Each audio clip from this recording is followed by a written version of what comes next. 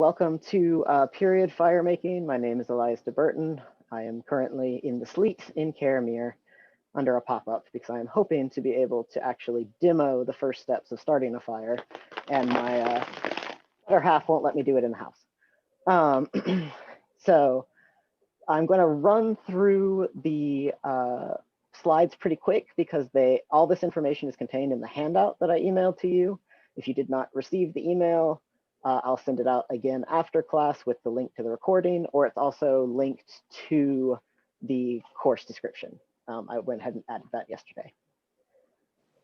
So some documentable fire making methods include friction fire, solar fire, and percussion fire.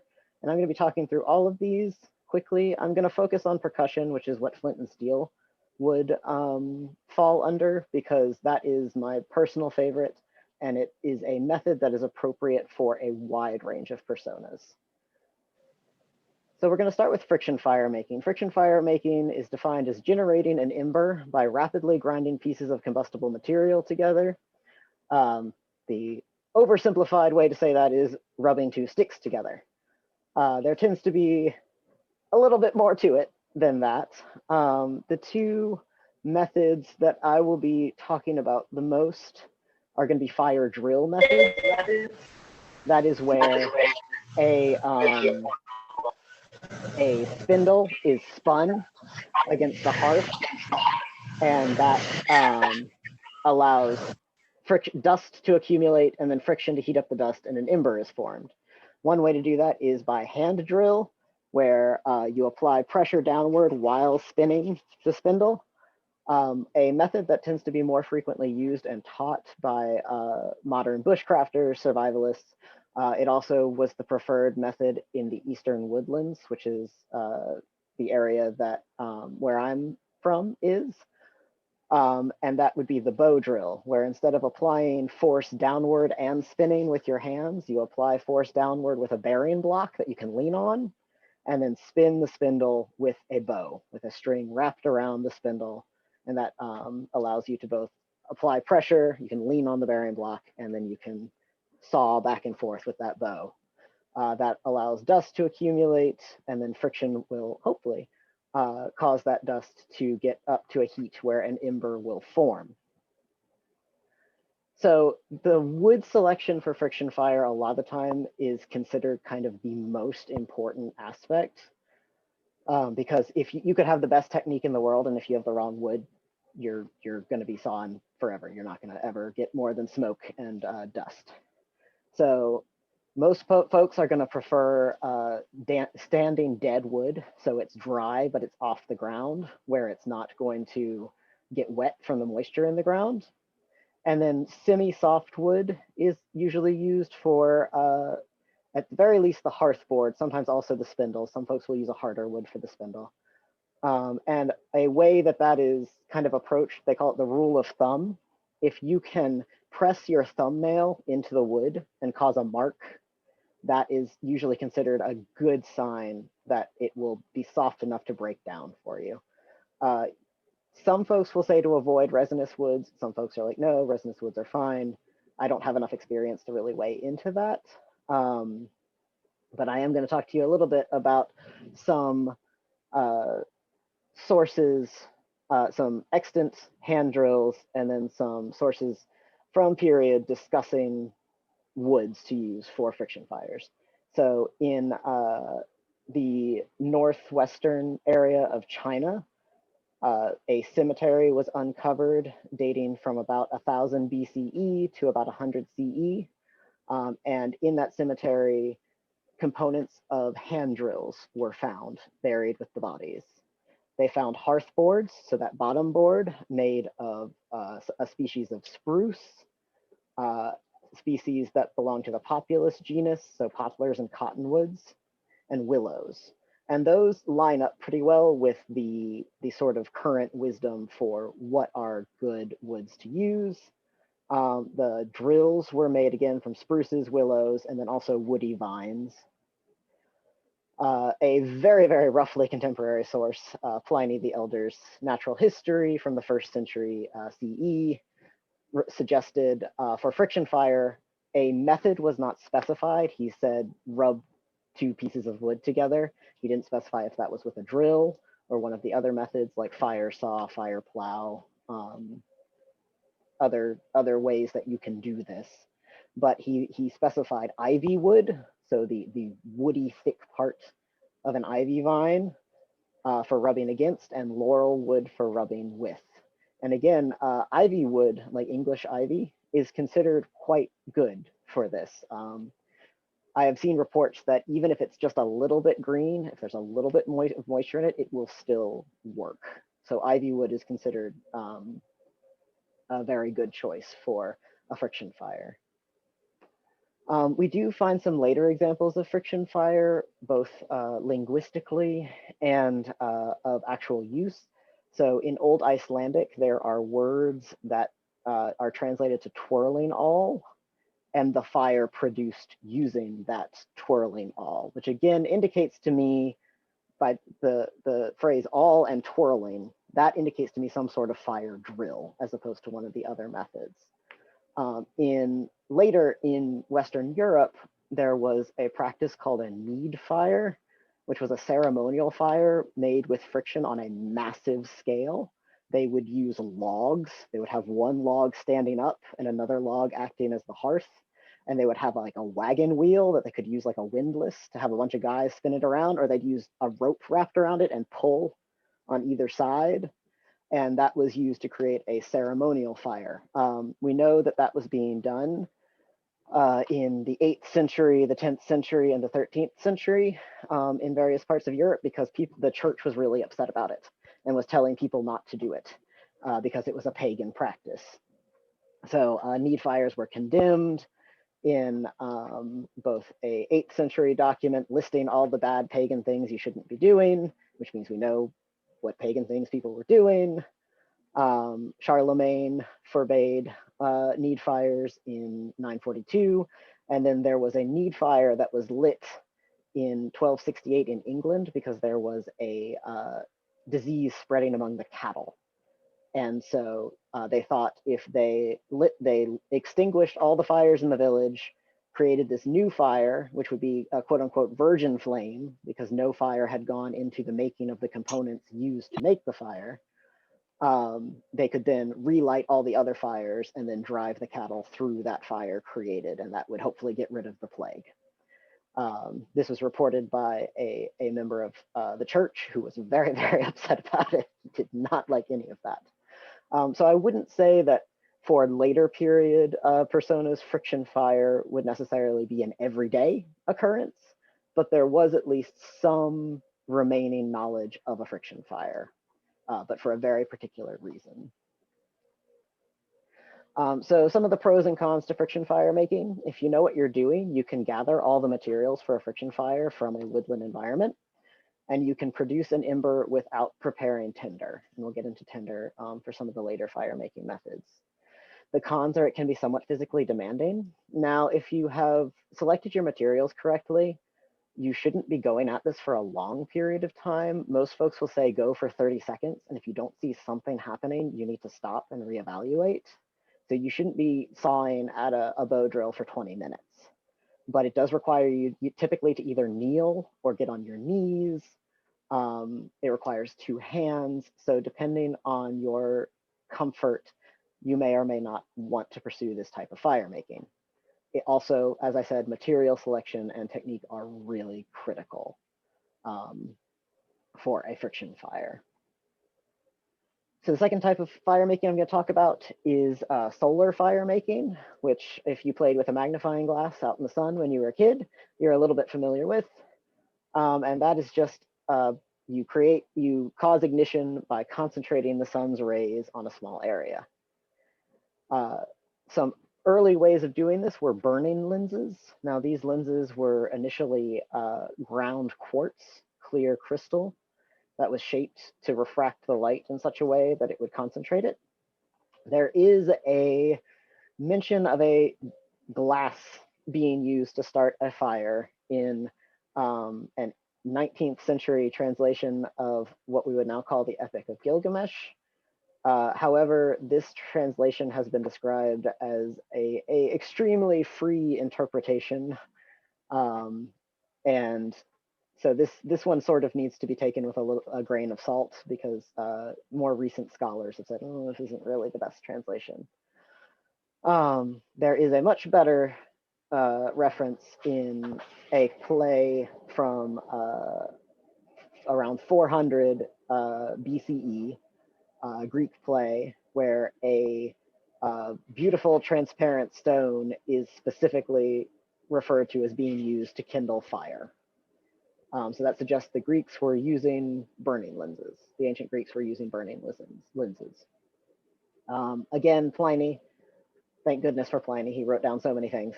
Talked about glass globes containing water becoming so hot that you can set your clothes on fire with it. So again, sort of this knowledge of the ability to focus light and create fire. Another way of doing this was burning mirrors, which is sort of a like half of a sphere mirror that concentrates all the light inward. Again, Pliny talked about hollow mirrors facing the sun rays, setting things on fire. And then this note from Gao Yu, this is the 3rd century CE in China, was talking about, he gave very explicit instructions for a burning mirror made of metal that is untarnished and polished. It's a metal cup, effectively, and then you make it face the sun at noon, so when the sun is high and strong, and you can use it to light mugwort tinder. And mugwort can be broken up into very fine, fluffy tinder, so you've got a lot of surface area to play with there. And so very explicit instructions on how to start a fire from the 3rd century in China. So there are also later discussions of solar ignition. To Muslim mathematicians and physicists, Ibn Sahl and Ibn al-Haytham talked about burning mirrors and burning spheres. And then Ibn al-Haytham also wrote a treatise called Book of Optics, and his work very much influenced Roger Bacon in England in the 13th century, who wrote a treatise on burning lenses. And these are just, this is an engraving from the front page of the Latin edition of Ibn al-Haytham's Book of Optics. And it shows a bunch of different optical phenomena, but you can see an illustration of the probably mythological burning of the Roman fleet by Archimedes. The sun is, get my mouse, bouncing off of these mirrors and being reflected on these ships that are bursting into flame. And then this is just outside our period. This is from 1658, but this is an illustration of someone quite clearly using a magnifying glass to start a fire with the sun. So again, these later treatises were very much concentrating on the mathematics and characterizing refraction and reflection. So solar making, the pros for solar fire making is it's less physically demanding. You can just use one hand as long as you have a reasonably steady hand. You can use that to focus. And ignition can be achieved without prepared tinder, depending on the season and your latitude. You might have a better bet if you have prepared tinder, but you can use just fibrous material. The cons are, it is affected obviously by weather. If it's a cloudy day, it's not happening. The season has an impact. The sun's rays are weaker in the winter than they are in the summer, and your latitude. Near the equator, it's easier. Farther north or south you get away from the equator, it gets harder, just because the sunlight's a little bit weaker. And then just sort of a practical thing, if you're using a burning lens, it's a little bit fragile, so you just have to kind of keep an eye on it. So percussion fire making is the one I'm going to spend the most time on today. Percussion fire making is generating sparks by striking a ferrous material with a hard stone. Ferrous meaning iron containing.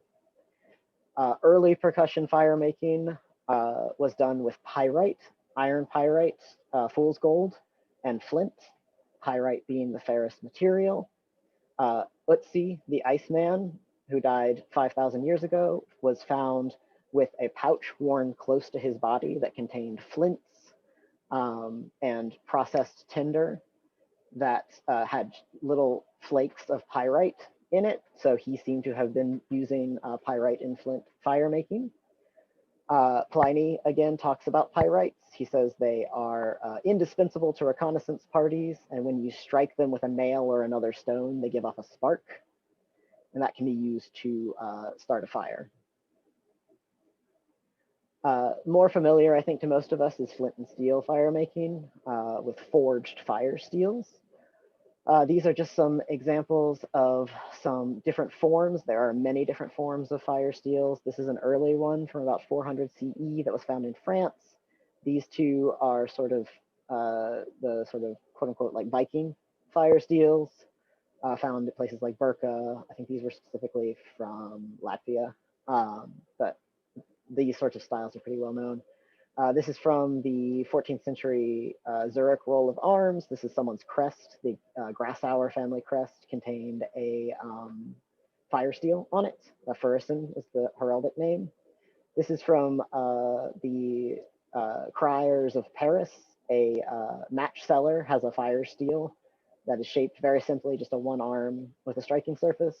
And then this is a post-medieval 17th century sort of very kind of, this is sort of what most folks think of when they think of fire steel, this sort of classic C-shaped fire steel that was so prevalent in even like the 18th century.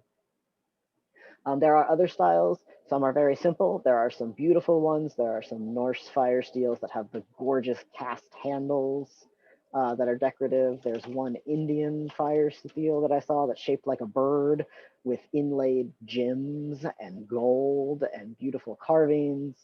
So these range from very simple to very, very fancy.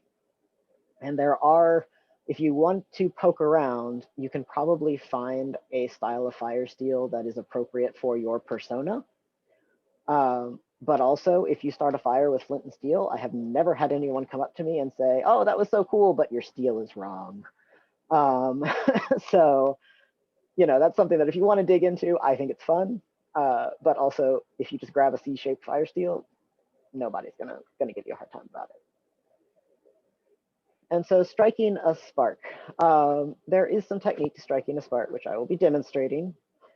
This is a 15th century painting. It's actually of the Virgin Mary and Jesus and shepherds, and then Joseph is in the background trying to light a candle. And you can see he's got his fire steel in one hand, he's got a flint here, and then he's got his little piece of tinder on top of his flint. And so what he is likely going to do is strike down with the striker, and that will cause tiny pieces of metal to shear off. You're effectively shaving off tiny metal fragments when you make sparks, and hopefully they'll land on your tinder that's under your thumb. And like I said, I'll be demonstrating that. So hopefully, if that doesn't make sense, I can help you make a little more sense of it. This also matches a description that's found in a late 14th century Parisian housekeeping manual, effectively. There's a recipe for making tinder, and it says, and when someone wants to light a fire, let him take a piece about the size of a pea and put it on his flint stone. So place the tinder on top of the flint. So that seems to match this image that we see here. So I mentioned tinder a couple times. So the spark from flint and steel is not hot enough to light kindling by itself.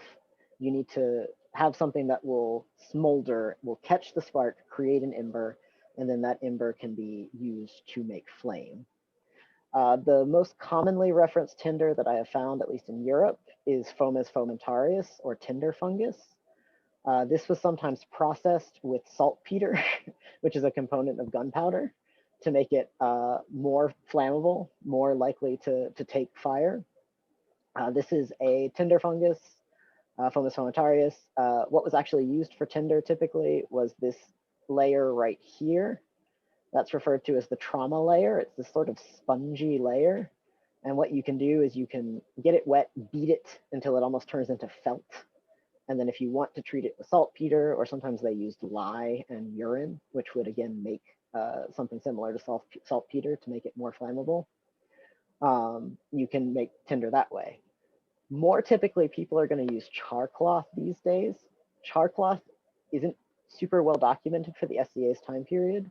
There is a historic reference to char cloth right at the tail end in the second half of the 1500s in a book on artillery, firearms. And it is made somewhat differently than modern char cloth. So it's made by lighting linen or fustian, so these natural plant-based materials, on fire and then smothering it. That's how that method is described in the late 1500s. Typically, what people will do now is they'll cut up a t-shirt or jeans, something 100% cotton, put it in effectively an Altoids tin, throw that whole tin in a fire. That will allow it to burn without oxygen, and it'll turn into effectively a cloth version of charcoal. And that gives you this low ignition temperature, and you can catch a spark on tinder, and then it'll be blown into flame. Once you've got your ember, you can either put it in what's called a bird's nest. That is just a wad of this fibrous material, and we'll talk about a couple things you can use for it when we switch to the next section. Or there is some evidence of using sulfur. So Pliny mentioned using sulfur with pyrite in Flint to catch flame. Some folks have suggested that the Latin word sulfurata, or especially sulfurata ramenta, means a sulfur match. I've seen a couple different translations. Some people just say sulfur, some people say like a brimstone match. Other sources say that the sulfur match was invented in China by impregnating little sticks of pine wood, so resinous heavy wood, with sulfur, and then that will catch fire when you place it against a smoldering piece of tinder. And then the same the same source that I talked about using the tinder on top of the flint also says you just need a sulfured spill, so something sulfured to light a candle. This image again of Joseph trying to light a lantern, you can see there's kind of these little like sticks here in the image. Those could be sulfur matches, especially given that he doesn't seem to have a tinder bundle ready to go. It looks like he's just trying to light this candle lantern. That could be what that is. It could be something else. I'm not sure, but that is roughly contemporary to this reference. So it would make sense that they might be referring to sort of the same thing. So percussion fire making is my favorite. So I was able to think of lots of pros and had to think a little bit for cons. It's the quickest method for producing an ember of the three that I've talked about. Even solar, unless you have a huge lens, takes a minute or two. If you have properly prepared tinder and you're good at catching sparks, this tends to be really quick. I also think it's appropriate for many personas. So this is sort of where I recommend folks start if they're interested in period fire making, is play with some flint and steel. The cons are you do need that prepared tinder. So fire drill creates an ember. Friction fires create an ember out of the wood that you are rubbing together. Depending on how bright the sun is, what time of day it is, what time of year it is, sometimes you can go with a burning lens straight to grass or something fibrous and create a flame. With percussion fire making, you do want that prepared tinder. Also, there are some nuances to the technique, which I'll talk about a little bit. And you also do need 2 hands to be able to do this. So I'm actually going to skip this slide. This was a video of me starting a fire. I'm going to try to actually start a fire. If it's too wet, then we can come back to this. So this is just my little plug. If you're interested in these sorts of skills, check out the various foresters guilds. There are a few in a few different kingdoms. I'm in Atlantia, so I'm plugging the Atlantean one specifically. But this class hasn't been endorsed by the guild. This is just me saying, hey, if you like this stuff, maybe you'll like this. Okay, so I'm going to, if you have any questions, go ahead and drop them in the chat or holler while I switch my screen over.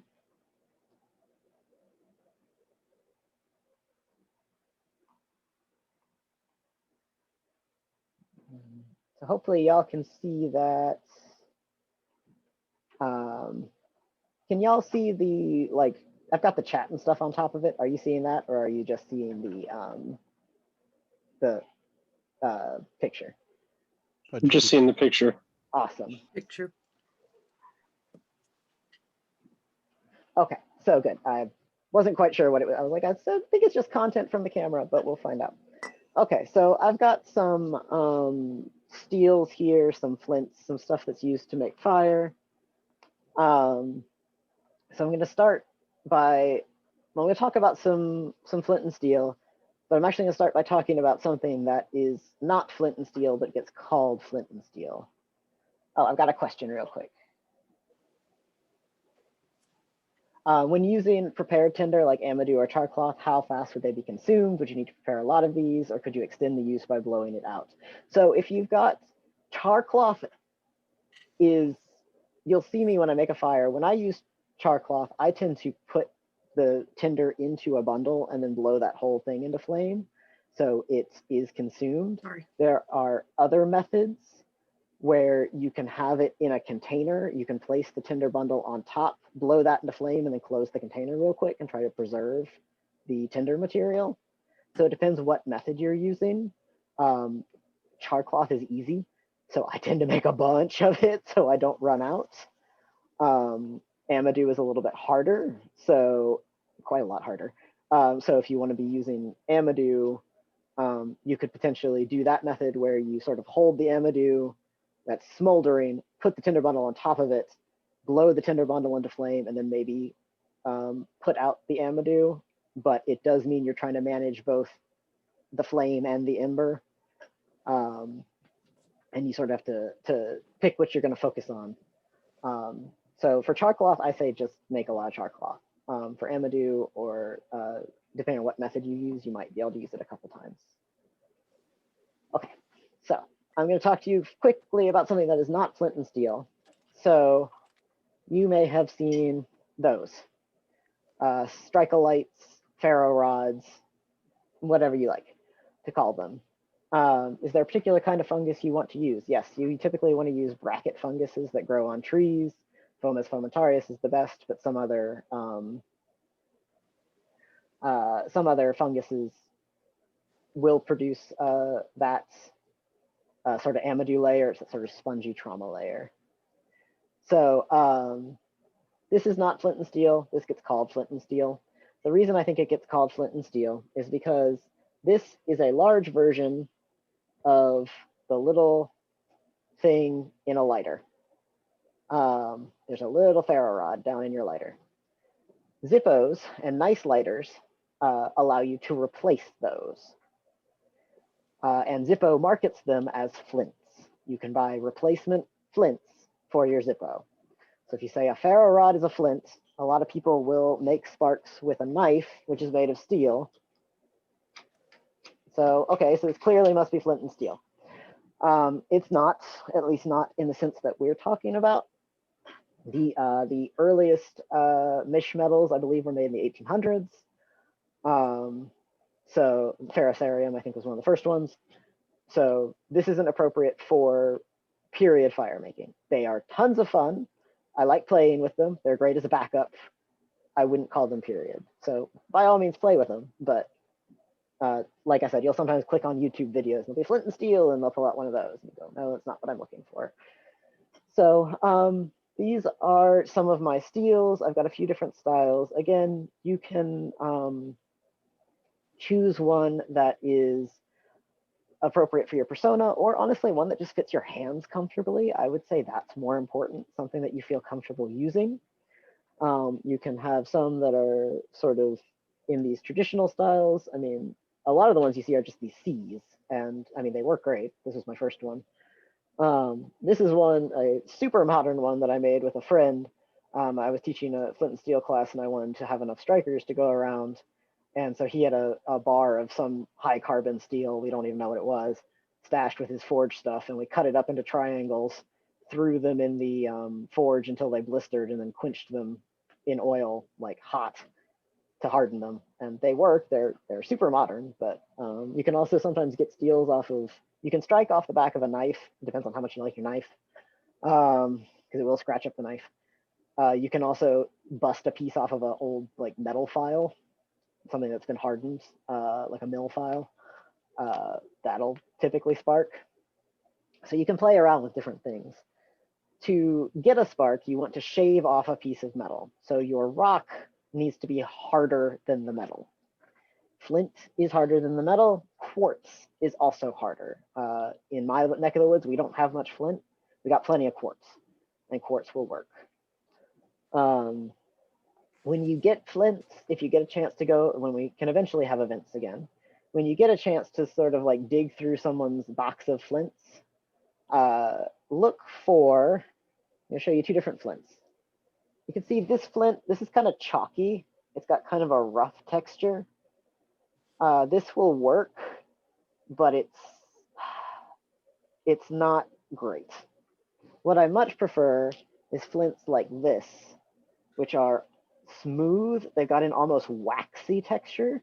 You can see how almost like shiny that is. Those tend to play a little nicer. Like I said, you can make any of them work, but if you're starting out, sort of give yourself sort of the best chance you've got. Gun flints from 18th century settlers, the guys who supply like musket flints, those are for flintlock muskets. Those work well, and they're small, and they're usually shaped nicely already, and those are great for just bunging in a tinderbox.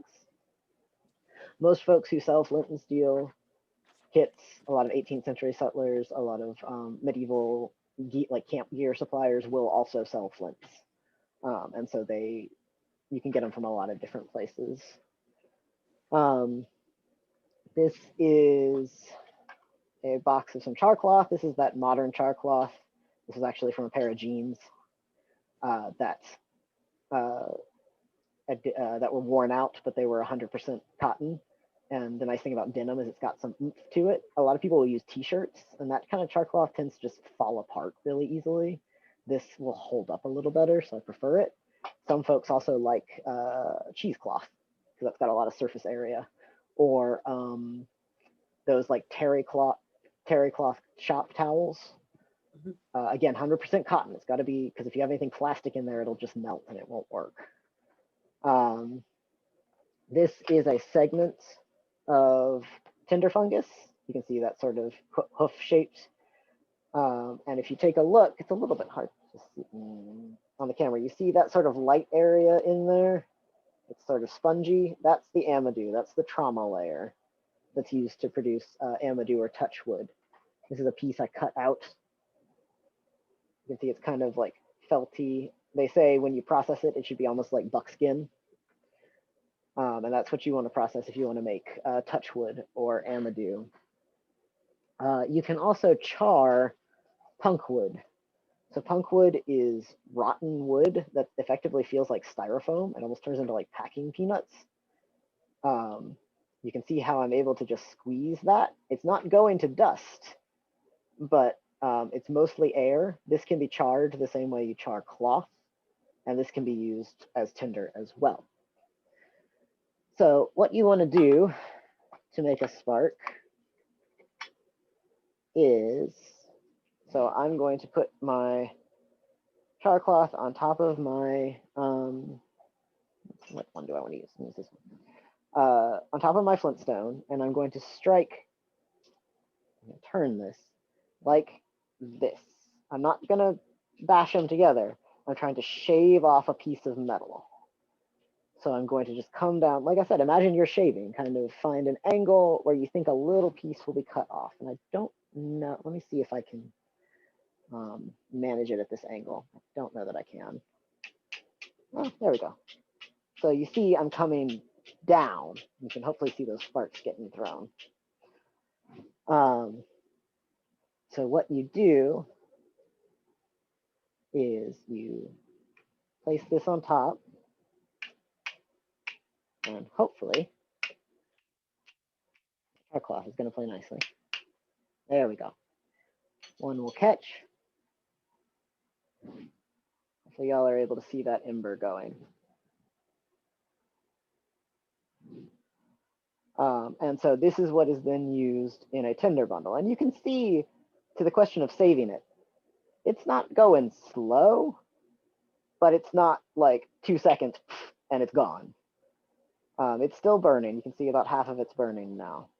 So that gives you an idea of sort of your time limit.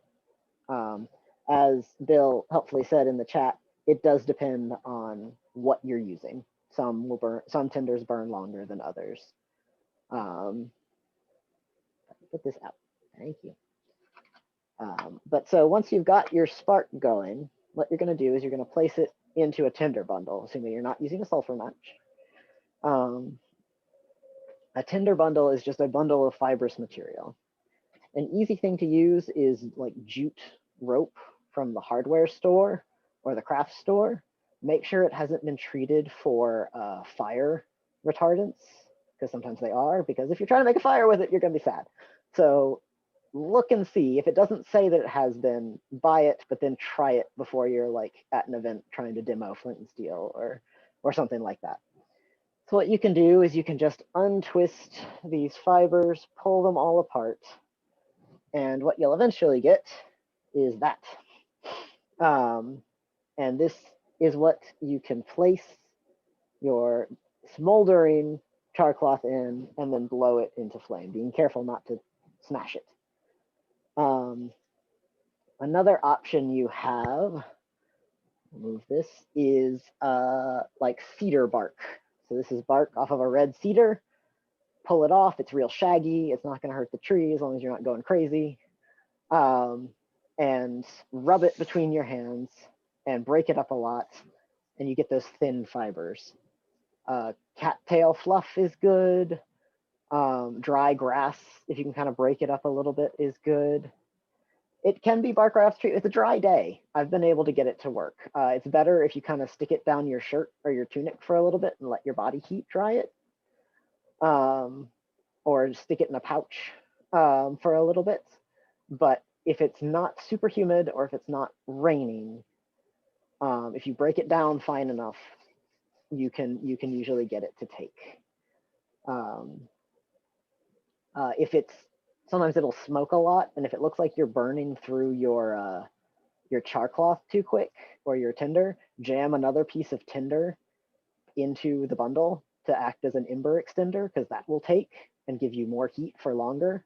And you can play that game for a little while. If you feel like you're about to run out of heat, just stick some more tinder into the bundle and keep going. Any other details to look for the rope? So like it needs to be natural material, so make sure it's not something that's like polypropylene or something like that. I prefer the thinner diameter stuff. You can of course break apart thicker diameter like manila or something like that. The nice thing with the kind of jewelry type rope is it tends to be weak, which would normally be bad, but that means it's made with short fibers. And so you're not going to be like trying to unwind like 2 feet of rope before you get to a break in a fiber that you can pull apart. So, and honestly, they're pretty cheap. I prefer jute because it is more fibrous. Hemp gets, you can get long strand hemp and it gets kind of papery almost, and that's harder to pull apart. So look for something that looks kind of fuzzy. So would we be better off going to like a craft store and looking for more of that like decorative rope than a hardware store that has like really solid rope? If you go to like the gardening type where you'd like tie your tomatoes to stakes or whatever, sometimes that hardware store will work. Don't get like the haul your truck out of the mud with this rope. But sometimes a craft store can be, you kind of almost have more options at a craft store, if that makes sense. Yeah, I had one rope one time that worked really well, and then when I tried to replace it from rope from the hardware store, it did not work at all. Because sometimes I think a lot of times the hardware store may have more treatment on it for water resistance or any number of things. Yeah, there's a lot of sizings and things they'll put on them to prevent fray and other things like that. Also, a lot of yarns are actually sold by weight, so there's actually huge machines that force moisture into them. Okay. And you can use lint from the dryer. Someone has asked if you use a lot of cotton clothing, it's going to work better than if you have a lot of like poly clothing, because again, that's plastic, which will burn, but it'll be unpleasant. But yeah, you can use lint from the dryer. That's an old like kind of scouting trick. is you take an egg carton, you put dryer lint in it, you pour wax over it, and you can cut off sections of an egg carton. Another thing, it's not Tinder, but it's a cotton yarn for knitting. If it's 100% cotton, it would probably work. Linen scraps are great for char cloth. Yep. A lot of good stuff going by in the chat. Another thing I like to use when I'm making fire, this isn't quite tinder, but it's a good midway between the tinder bundle and the fine kindling, is birch bark. So birch bark has a ton of oil in it and will take flame pretty easily. You can even kind of peel little pieces off if it's kind of like a paper birch or a yellow birch, and put those in your tinder bundle. And that's great. So I really like to use this because it'll burn for a little while. So this will help you get your sticks going. So any other questions? I'm going to go ahead and switch my setup. So we've only got a few more minutes to trying to actually get a very small fire going. So while I mess with my camera, if you've got a question in the chat, sorry if I make anybody sick. So you can see I've only got a few sticks in there. I'm not going to try to make a big fire, but that should be enough to get something going. Switch my camera around so I can sort of see it.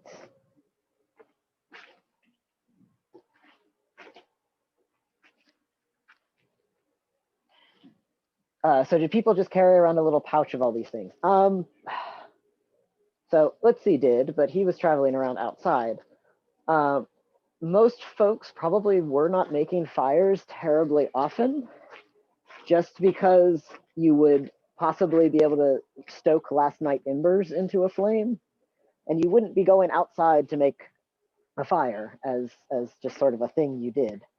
I like to go camping in silly clothing like this, and so I do carry a little pouch. But it would depend on who you are, where you were going, things like that.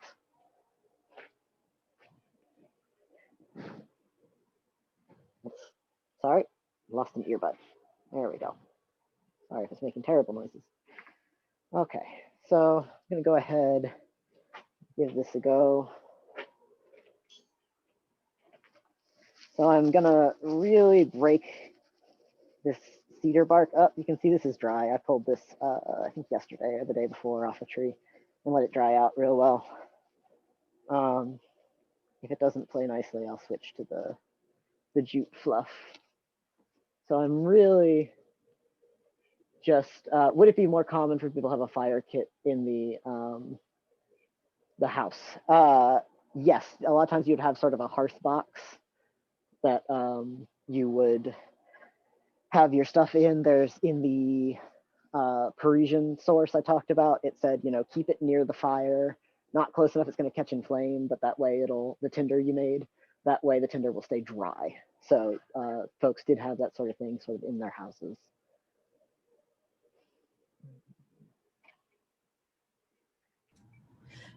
Are you familiar with the techniques that people used to use to bank down their fires?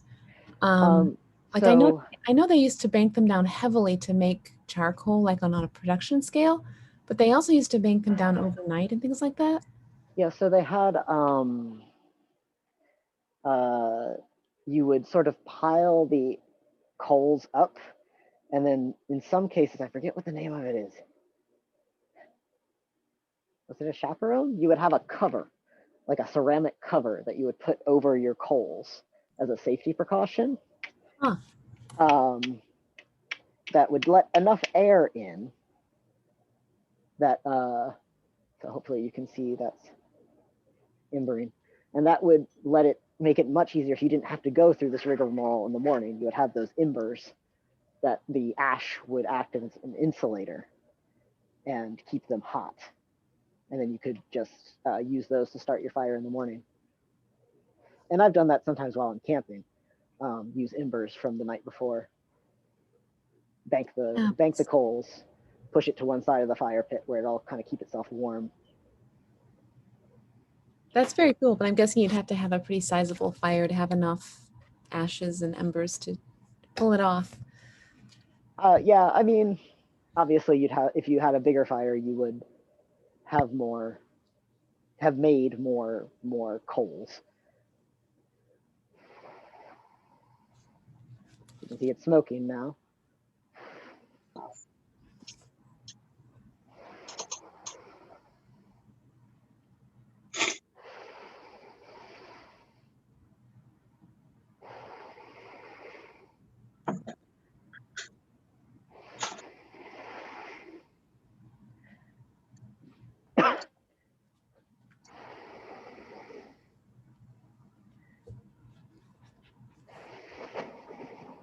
There we go. Got some flame. Sort of wrap it up in this bark.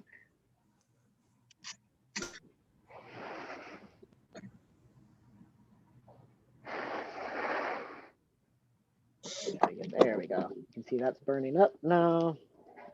In my mind, I'm going through every place I know where there's birch trees now. Yes. I will just be walking around parks and I'll be like, ooh, birch tree, birch tree. How often do you burn your hand? Less now. But that is unfortunately something you do sort of just have to make your peace with, is that when you're learning and when you're figuring these things out, you're going to burn yourself some.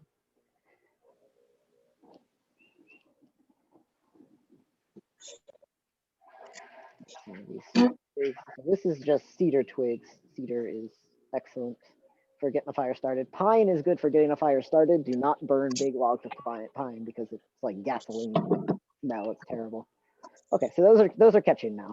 So you can see that is, if I were to continue to feed that fire, that would burn. Obviously, I've got another class to go to in a little bit, so I'm not going to be doing that.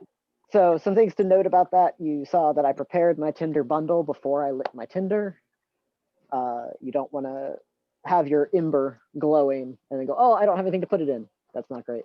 I've also had my wood collected and ready to go. You want your fire lay ready so you're not, again, running around with, a burning tinder bundle. Once you get to this point, how do you tend to stack the wood on top that you're going to be doing it? Do you prefer teepees or tunnels? It depends what I'm doing.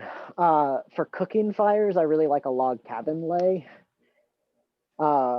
Teepees are good, especially if you need to dry out some wood. If you can have some dry wood sort of close to the middle, and then some, if it's a little bit damper, you can sort of get that fire coming up and getting the heat moving through the teepee. That can help. You can also do an upside down fire where you stack the wood and then light the fire on top. That makes a good long burning fire. And it also depends sort of what kind of woods you have and things like that. So I'm gonna, as much as it hurts me, I'm gonna let that go out. I want to keep playing with it, but like I said, I've got a class to go to after I finish teaching. So sad. But so hopefully you could see the fact that if I had tended that would have continued to burning a little bit. Would have continued to burn.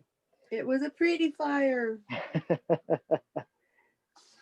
Okay, so it is now 11:50, which means class time is officially over.